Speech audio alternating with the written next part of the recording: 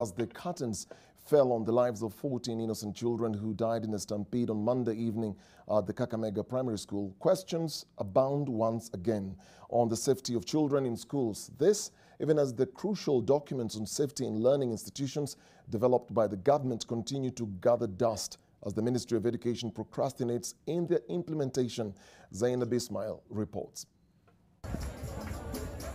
It has been a week-long emotional roller coaster for families of the 14 children whose lives were cut short on Monday in a tragic stampede.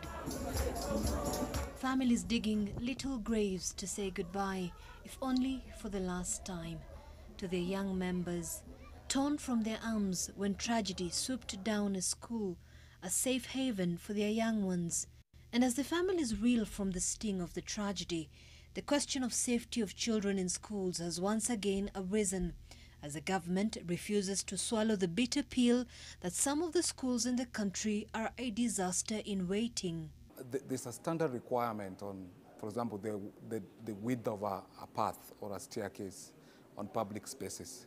By visibility, you can see that the staircase in Kakamega is does not qualify to be used as a public space to house that number of students in Kakamega. A team of engineers who visited the Kakamega primary school on Thursday inspected the building, noting that the design of the staircases and lack of lighting along the stairways in the three-story building could have contributed to the deaths.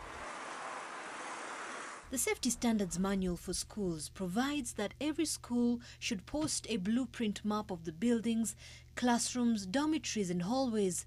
Some of the guidelines include buildings with more than one floor, for example, should have stairways wide enough and located at both ends of the building and should be clear of any obstruction at all times. For easy exit in case of an emergency, the guidelines require that doorways open outwards and not locked from inside when learners are inside. The classroom windows must be without grills and should also be easy to open. Crucially, each block should be fitted with serviced fire extinguisher.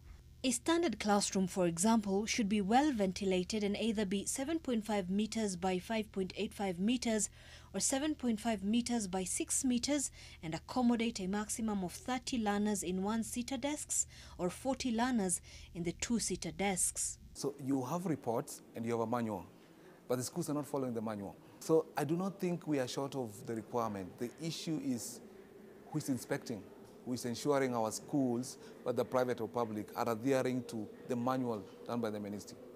That's the problem. And with the government hoping to achieve the 100% transition policy, many public schools are now congested as the standards are given a wide berth. The task force reports, the latest one of Claire Omolo, highlighted that there was a lacuna in inspections of schools to adhere to the safety. So the buck must stop with the parent ministry that issues the manual. It doesn't end at issuing the manual, who inspects it. For now, it remains to be seen what the final report will reveal as the Kakamega tragedy puts the Ministry of Education under close scrutiny as it is charged, among other things, ensuring that schools are safe for all learners. Zainab Ismail, NTV.